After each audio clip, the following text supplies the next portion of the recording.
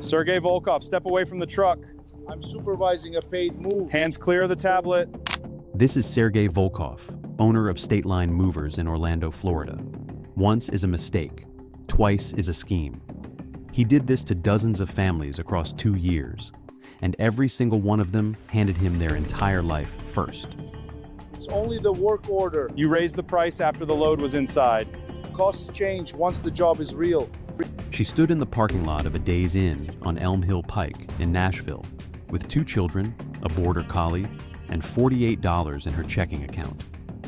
Her furniture, her clothing, her son's asthma medication, and her daughter's baby photos were sitting in a warehouse in Orange County, Florida. To get them back, she was told, she would need to wire $11,480. The signed contract in her purse said $3,210. Within 6 months, that woman's Facebook post would trigger a state investigation that unmasked a 2-year pattern of extortion, expose a warehouse holding the household belongings of 41 families, and put Sergei Volkov in the Orange County Jail on charges carrying a maximum potential exposure of 30 years in a Florida state prison. Before we go any further, I have to ask, have you ever handed over everything you own to a stranger and just trusted they would bring it back? Drop your story in the comments. And if you are not subscribed yet, hit that button now. We hold predators like this one accountable every single week. Sergei Andreevich Volkov was born in Volgograd, in the south of Russia, in June of 1980. The city had been called Stalingrad within his grandfather's lifetime, and the shadow of that name still hung over every neighborhood. His father, Andrei Volkov, was a diesel mechanic for a state trucking cooperative. His mother, Tatiana, worked as a bookkeeper at a fabric warehouse. They lived in a 5th-floor Khrushchevka apartment with concrete walls, a single-burner gas stove, and a balcony that looked out over the Volga River in the summer haze. Sergei was 6 years old when his father first brought him to the trucking yard. He would remember the smell of diesel more clearly than any other detail of his childhood. That thick, oily smell clung to his father's coveralls and never fully washed out of the fabric. By the time he was 10, he could identify a Kamaz, a Zil, and a Maz by engine sound alone.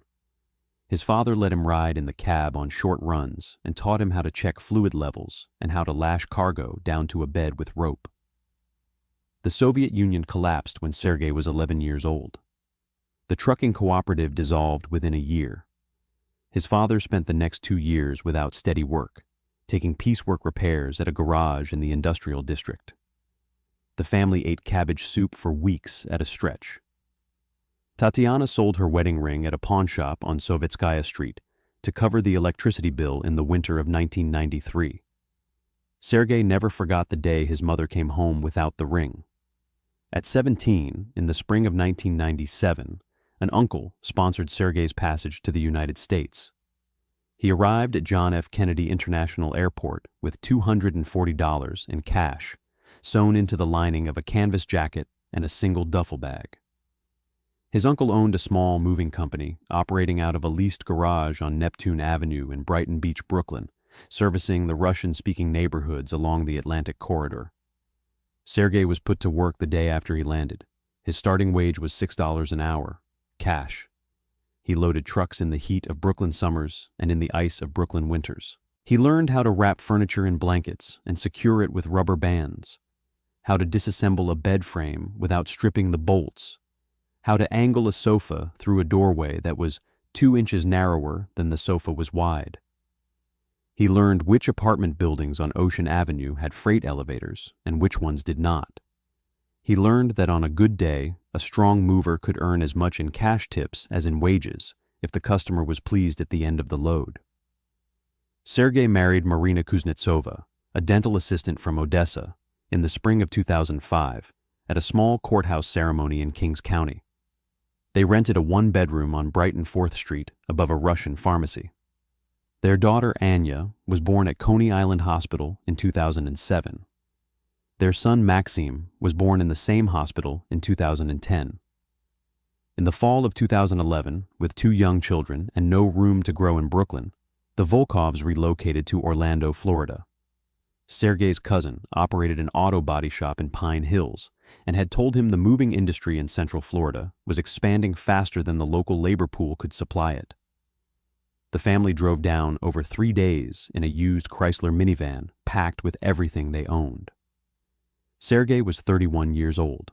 For his first 4 years in Orlando, Sergey worked as a lead mover for a large regional company called Sunshine Relocation Services, based on John Young Parkway. He drove crews out of Orlando, Tampa, and Jacksonville. He earned Employee of the Quarter recognition 3 separate times. Customers wrote thank you notes to the office about him. His supervisor described him in a 2013 evaluation as an exceptionally hard worker, dependable, professional with customers, and comfortable in leadership roles. By the fall of 2015, Sergey had saved $62,000. He had a commercial driver's license, a book of contacts up and down the East Coast, and a reputation. That October, he registered State Line Movers, LLC, with the Florida Division of Corporations. He listed the principal address as a rented industrial unit off Silver Star Road in West Orange County. He bought his first truck at a fleet auction in Sanford, a used 26-foot Freightliner with 380,000 miles on the odometer, priced at $11,000. He painted the company name on the sides himself, in white block letters over the original faded blue. Marina managed the phones from a folding desk in their spare bedroom. Sergey worked the loads. In the first year, State Line Movers completed 84 jobs and cleared a gross revenue of $191,000. Sergey drove every single move himself. For the first 2 years of its operation, State Line Movers was, by every visible measure, a legitimate small business. Sergey showed up on time. He wrapped furniture properly. He wrote apologetic notes on company letterhead when a crew scratched a wall. He hired 2 full-time laborers, Nikolai Petrov and Dmitry Sokolov, both Russian-speaking immigrants who trusted him because he had once been standing exactly where they now stood. But the moving industry in Florida operated on a foundation that made a very specific kind of fraud almost effortless to commit, and Sergey watched that foundation from the inside for a long time before he ever exploited a single crack in it. Household moves in the United States are structured around a single moment of total customer vulnerability. When a family relocates, everything they own, every photograph, every heirloom, every piece of furniture, every article of clothing, every child's toy, is packed into boxes and loaded onto a truck belonging to a company they met, in most cases, through a 5-minute phone call and a website. From the moment the tailgate closes until the moment the truck backs up to their new home and the ramp goes down, the customer has no possessions. They are living in hotels or on a friend's couch or in an empty new house with nothing but suitcases and takeout containers. Their entire material life is inside somebody else's rented truck. That truck can, in theory, go anywhere. It can be driven to any warehouse in any state. It can be parked behind any gate. It can be held. Florida licenses intrastate movers through the Department of Agriculture and Consumer Services under Chapter 507 of the state statutes. Interstate movers fall under the Federal Motor Carrier Safety Administration out of Washington. Both frameworks require a written estimate, a bill of lading, and a signed inventory. Both prohibit the practice of demanding payment beyond the good faith estimate as a condition of releasing a customer's household goods. That practice has a specific name in the industry. It is called hostage load fraud. But the enforcement gap is enormous. The Federal Motor Carrier Safety Administration had, at the peak of the years Sergey operated, roughly 300 field inspectors nationwide to oversee a moving industry of more than 7,000 licensed interstate carriers and an unknown number of unlicensed operators working under paper company names. Florida's state-level enforcement office handled complaints reactively, not proactively. A customer who had already paid a ransom and gotten their belongings back was told they could file a civil suit at their own expense. A customer who refused to pay was told the state could not compel the release of goods that were, on paper, the subject of a private contract dispute.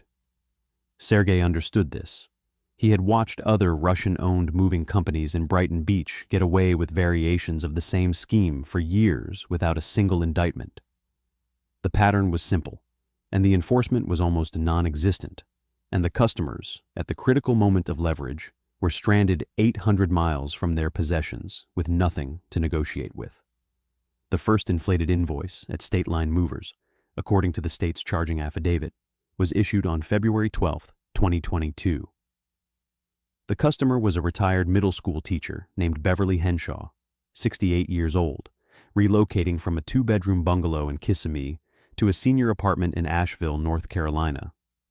Sergey quoted her $3,450 based on an estimated load weight of 8,200 pounds and a line haul distance of 560 highway miles. Beverly signed the estimate on the morning of February 8th. Sergey's crew loaded her house on the morning of the 12th. The truck was closed. The doors were sealed. Sergey then handed Beverly a revised invoice on a clipboard. The new total was $7,940. The added line items included a long carry surcharge of $900, a stairs surcharge of $600, a shrink wrap and specialty packing fee of $1,200, and a fuel adjustment of $580. Beverly's driveway was flat. Her house was single-story. She had wrapped her own dishes in newspaper the night before. She told Sergey she did not have that money, not in her checking account, not anywhere. Sergey told her, calmly, in his lightly accented English, that the truck would return to their warehouse in Orlando, and her belongings would remain there until the invoice was resolved. He told her he understood it was a difficult situation. He told her he had a family too. He gave her his personal cell phone number and told her to call him when she could pay. Beverly Henshaw paid the $7,940 9 days later, wiring the funds from her nephew's account in Charlotte. Her belongings were delivered to the senior apartment in Asheville 48 hours after the wire cleared her account. Investigators would later identify Beverly's move as the pilot run. Sergey told no one on the crew what he had done. Nikolai and Dmitry drove the truck back to the Silver Star warehouse and unloaded Beverly's belongings into a numbered bay. They assumed the customer was simply late paying. That assumption held for the next 2 years. Over the 24 months that followed, State Line Movers would repeat the pattern approximately 62 times, according to the state's charging affidavit. The methodology tightened with practice. Sergey preferred long-distance interstate moves, particularly those crossing 2 or more state lines. A customer whose belongings were sitting in a warehouse 800 miles from where they now lived had no realistic path to physically recovering their property. The distance itself was the leverage. Distance kept lawyers slow. Distance kept insurance adjusters uncertain. Distance kept the customer negotiating from a hotel room. He targeted customers who booked online without ever meeting him in person. He preferred customers whose email addresses ended in .edu, .gov, or an employer domain, because they were more likely to have institutional credit and less likely to walk away from their belongings and eat the loss. He preferred customers with young children or elderly parents, because their timeline pressure was highest and their patience shortest. He avoided customers who mentioned attorneys, insurance adjusters, or corporate relocation benefits during the initial booking call. Those callers received a polite quote and then a follow-up email saying his crews were unavailable for the requested dates. The pretextual line items rotated between jobs, so no 2 invoices looked identical. Long carry surcharges, elevator wait time, piano and safe handling fees applied to customers who did not own pianos or safes. Bulk item surcharges applied to standard couches, weight redistribution fees, fuel volatility adjustments pegged to no published index. Every invoice was different enough to look bespoke and similar enough to hint, in retrospect, at a template. The warehouse on Silver Star Road filled up. Sergey rented a second bay in early 2023, then a third in the fall of that year.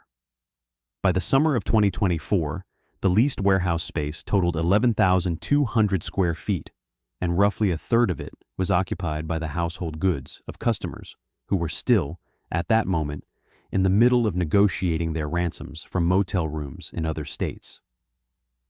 Marina, working the phones from the home office, took the calls when customers pushed back on the invoices. She was trained. She was polite. She used the phrase, "I understand your frustration, ma'am, but this is between you and Sergey's team. I only handle scheduling." She routed the calls back to Sergey, who told the customers, in his patient voice, that he was doing everything he could, but the invoice was the invoice, and the fuel was the fuel. Anya and Maxim, now 16 and 13, did their homework at the kitchen table in a 5-bedroom house in the Dr. Phillips neighborhood, purchased in cash in April of 2023. The purchase price was $840,000. Marina drove a new Lexus RX. Sergey drove a 2-year-old GMC Yukon Denali. Anya took private tennis lessons at the Bay Hill Club on Saturday mornings. On the morning of October 3, 2024, a 34-year-old woman named Jessica Marchetti sat on a plastic chair in the lobby of a Days Inn on Elm Hill Pike in Nashville, Tennessee, and typed a Facebook post from her phone. She had booked State Line Movers on September 14th to relocate her family from a rental in Winter Garden, Florida, to a 3-bedroom house in Franklin, Tennessee. Her husband, Ryan, had accepted a position at a healthcare software company outside Nashville. The signed estimate was $3,210, based on a listed weight of 6,800 pounds. She had wired a $500 deposit on September 18th. Sergey's crew loaded her house on the afternoon of October 1st. The truck sealed at approximately 6:15 that evening. Sergey was not present at the load itself. Nikolai Petrov handed Jessica the revised invoice from the driver's seat of the truck. The new total was $11,480. Nikolai told her, in halting English, that Mr. Volkov would call her about the payment. He drove away. The Marchettis had already surrendered the keys to their Winter Garden rental. They had 2 children under the age of 7, a border collie named Boone, and a Toyota Highlander. They drove to Nashville over the next 2 days, expecting the truck to meet them at their new address on the morning of October 3rd. On the morning of the 3rd, Sergey called Jessica from a Central Florida area code. He told her the delivery was on hold, pending resolution of the fuel and weight adjustments. He told her he would need the full balance, $11,480, wired to a business account before the truck would leave the Orlando warehouse. Jessica told him she did not have that money. She was a schoolteacher. Her husband's new job had not paid its first check yet. They had spent nearly everything on the deposit for the Franklin house and on the drive up. Sergey told her, in the same calm voice he had used with Beverly Henshaw 20 months earlier, that he understood, that he had a family too, and that her belongings would remain in the Orlando warehouse until she resolved the invoice. Jessica hung up the phone. She sat in the Days Inn parking lot for 40 minutes. Boone panted in the back seat. Her 7-year-old daughter, Ellie, asked her 3 separate times when they were going to see her stuffed animals again. Then Jessica wrote a Facebook post. The post was long. It named the company. It attached photographs of the signed estimate and the revised invoice, side by side, held next to each other on the dashboard of the Highlander. It described the 2 children, the dog, the empty new house, and the $48 in her checking account. She posted it publicly at 10:47 in the morning on October 3rd, 2024. She tagged 3 local news outlets in Nashville, 2 in Orlando, and the Office of Florida's Attorney General. By 9 the following morning, the post had been shared 23,000 times. By noon, it had crossed 60,000. And in the comments, something started happening that Jessica had not anticipated when she hit publish. Other people began telling their own stories. A software engineer in Raleigh who had paid $9,400 against a $3,000 quote in July of 2023. A widow in Savannah who had paid $12,200 against a $4,000 quote in January of 2024, using her late husband's life insurance settlement to cover the balance. A newlywed couple in Columbus, Ohio, who had abandoned their belongings entirely because they could not afford the ransom demanded, and who had spent the last 11 months watching their wedding photographs, their gifts, and their furniture disappear into a warehouse they had never seen. By the evening of October 4th, the comments section of Jessica's post contained 61 identifiable victim accounts. A staff investigator at the Florida Department of Agriculture and Consumer Services, monitoring consumer complaint traffic that afternoon, read the post at 5:20 in the evening. She flagged it up her chain of command that same night. The case was formally assigned on October 7th to a joint task force pulling investigators from the Department of Agriculture and Consumer Services, the Orange County Sheriff's Office Economic Crimes Unit, and a fraud specialist detailed from the Florida Attorney General's office. Lead investigator was Detective Rachel Alvarado, a 15-year veteran of the Sheriff's Economic Crimes Division who had worked contractor fraud and elder abuse cases across Central Florida since 2009. Alvarado's first move was to subpoena the customer records of State Line Movers, LLC. The subpoena was served on the registered agent on October 9th. Marina Volkov surrendered a partial paper archive from the home office on October 11th and told investigators, on advice of a hastily retained attorney, that Sergey kept the primary business records at the Silver Star warehouse. On October 15th, Alvarado obtained a search warrant for the warehouse. The warrant was executed at 7:14 in the morning on October 16th, 2024. What investigators found inside the warehouse would become the defining image of the case. Bay 1 contained 23 household loads, each tagged with a customer surname handwritten on white cardstock and stacked to the ceiling on wooden pallets. Bay 2 contained an additional 14 loads. Bay 3 contained 4 more loads and a gray metal filing cabinet pushed against the back wall. The filing cabinet held the smoking gun. Inside it, in green hanging folders labeled by month and year, were the signed customer estimates. Beside each estimate, clipped together with a black metal binder clip, were the revised final invoices for that same job. In every folder, the two numbers were different. The estimates were signed and dated on the day of booking. The invoices were dated the day of loading. The average ratio between the two documents was 2.7 to 1. On some individual jobs, the ratio climbed to 3.8 to 1. Detective Alvarado photographed every folder in the cabinet. 41 of the customer files matched belongings physically present in the warehouse that morning. The remainder had been resolved, meaning the customer had, at some point over the preceding 2 years, paid the ransom and taken possession of their goods. Investigators cross-referenced the bank records of State Line Movers, LLC, and of a personal account held jointly by Sergey and Marina Volkov at Fifth Third Bank on Sand Lake Road. Over the 2-year period beginning January 2022 and ending October 2024, the two accounts received wire deposits totaling $483,000 in excess of the signed estimate amounts. That figure was the state's initial working estimate of the ransom proceeds. It would climb steadily during the ongoing investigation. We are about to walk into the courtroom. Before we do, if you have made it this far, that is because this story deserved to be told properly. Subscribe if you agree. Cases like this one do not get the coverage they deserve, and this channel does not look away from them. Text messages recovered from Sergey's iPhone, pulled under the same search warrant, contain the second layer of evidence. Sergey to Nikolai, June 14, 2023, 11:42 p.m. Load 47 signed at 4200. Do not release. I will call her tomorrow with new number. Sergey to Nikolai, September 3, 2023, 8:14 a.m. Widow, Savannah. Tell her wait was over. Do not answer if she calls tonight. Sergey to Marina, February 22, 2024, 2:07 p.m. Tell Raleigh guy I am in meeting. Wire not received. Call tomorrow. He pay. Sergey to Nikolai, August 8, 2024, 6:33 p.m. New rule.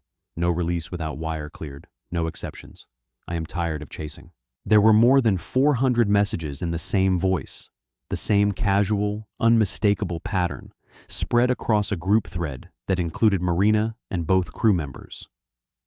The state's forensic analyst assembled them into a 290-page exhibit.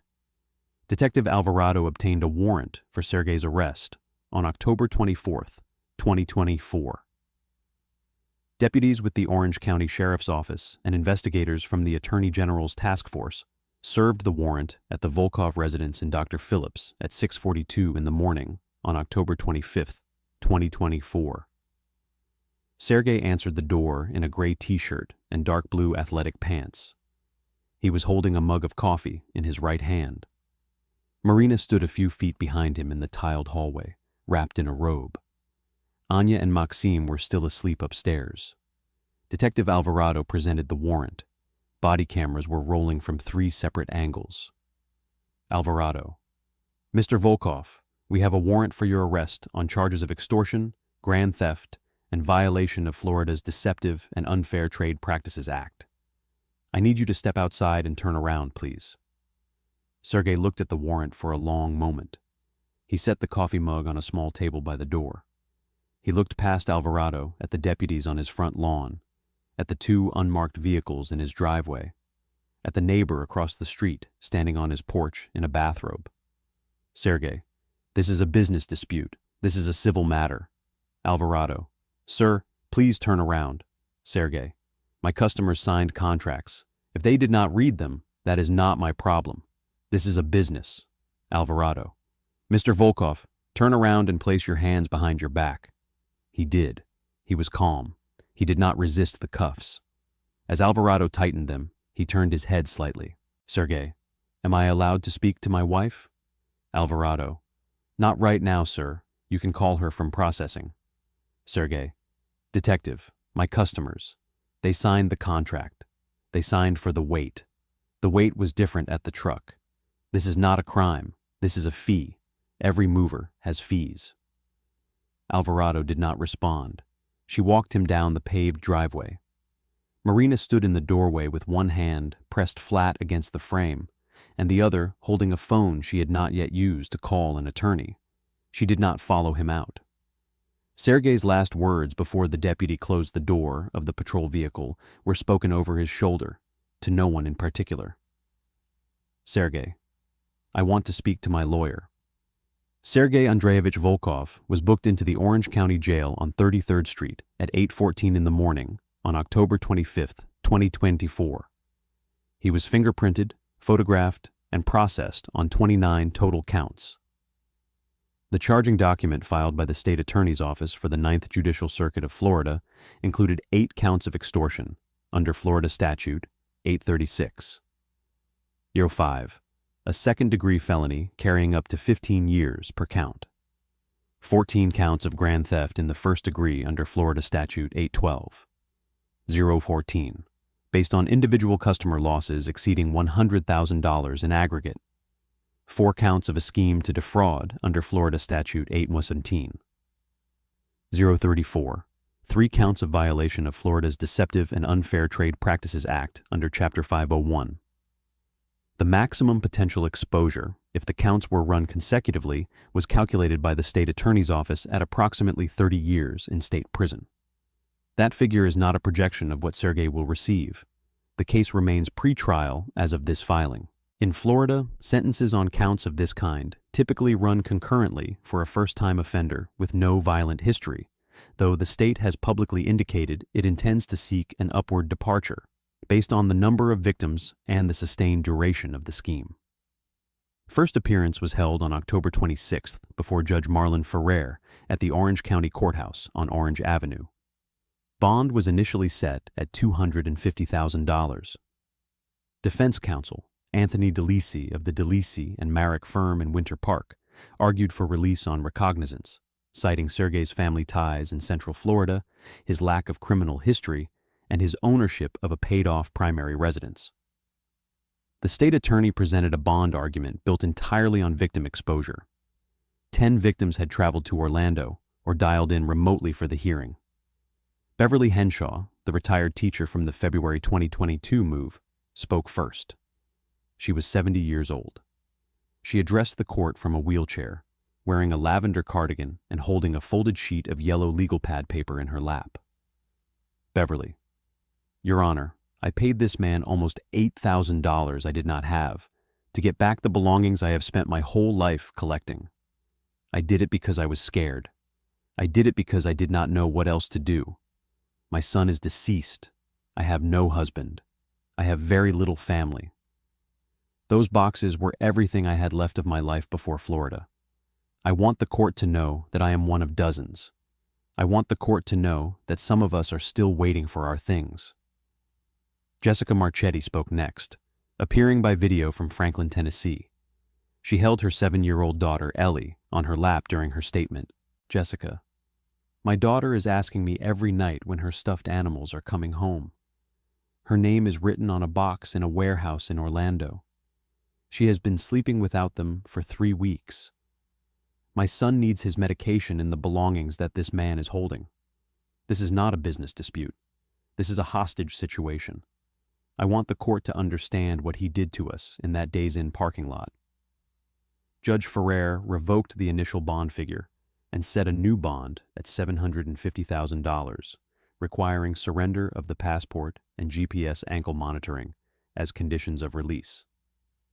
Sergei posted the bond on October 30th through a bail bondsman on Colonial Drive, securing it against the Dr. Phillips home. He was released to house arrest pending trial. The case is currently docketed for a case management conference in the spring of 2025, with a trial date to be set thereafter. Discovery is ongoing. The state is continuing to identify additional victims through the public complaint portal established by the Attorney General's office. As of the most recent filing, the confirmed victim count stood at 68 households, with a total confirmed loss figure of $612,000. The Silver Star warehouse remains under state control. 41 customer loads are still being cataloged, photographed, and released to their rightful owners. Some customers have driven from as far as Michigan and Vermont to reclaim their possessions in person, and have wept in the loading bay when they opened boxes they had not seen in more than a year. State Line Movers, LLC, has been administratively dissolved by the Florida Department of State. Its trucks have been seized. The registration on the 26-foot Freightliner that Sergei painted white by hand in the fall of 2015 has been permanently suspended by the state. Marina Volkov has not, as of this filing, been charged with any offense. She remains at the Dr. Phillips home with the 2 children. Neighbors report the family has not left the property, other than for court dates and school pickup, since the day of the arrest. Sergei's trial, when it comes, will be one of the largest hostage load fraud prosecutions in Florida history. The signed estimates in that filing cabinet did not just document what he charged, they documented what he promised. He offered 41 families a price, and when he had their entire life sealed inside his truck, he named a new one. This case was disturbing, but the case waiting for you on the right-hand side is worse. Click it now.